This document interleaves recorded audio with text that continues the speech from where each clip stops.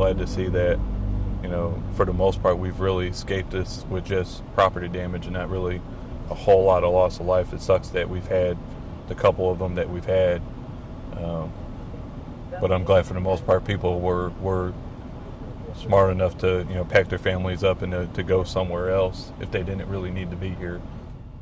We were doing was we were rotating every other day, where one day we were the ones answering calls for service, and then the next day when we came in, they had us doing all the direct patrols, everything east of Ramsey Street, all the mandatory evacuation zones.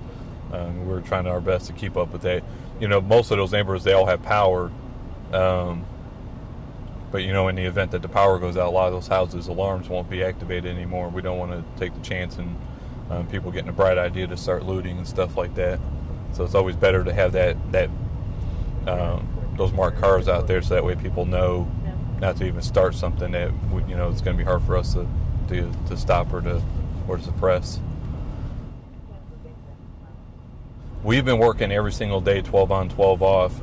Now I did have to take Monday off because there was a mandatory evacuation of the neighborhood that we live at, and so I didn't even get to bed that morning until almost 4 o'clock in the morning. So my Sergeant Kiger and Lieutenant Manley were real cool about it, and they let me take Monday off.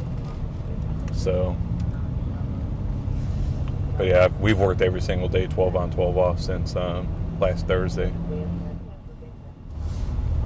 This is where we initially started off at. You got this dirt road up here on the left, but this is the north end of this going into this neighborhood. And so we initially started off blocking off here, had them bring out some barriers for us. And it's really just this major part of this intersection here. Me and my sergeant, a couple of the guys on my squad, we had to park right here, and all this was actually a lot worse. You can see where the wet line is right now, so this has already started going back quite a bit just in the last few hours. But we had to get out on foot from here and just start going door to door in this neighborhood. And at one point, I was with my sergeant, and the other two guys started on the other side of the neighborhood. And at one point, we really had no other choice but to kind of chug through some water that was about knee high. But like I said, for the most part, people were listening, and they were gathering their stuff and getting out of the neighborhood just to play it safe. Every day's been kind of running into each other now.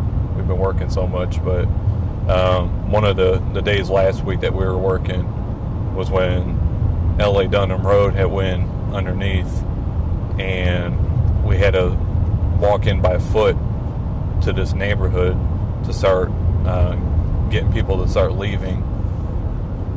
And a lot of people were compliant, and we had to document some houses where they just didn't want to leave.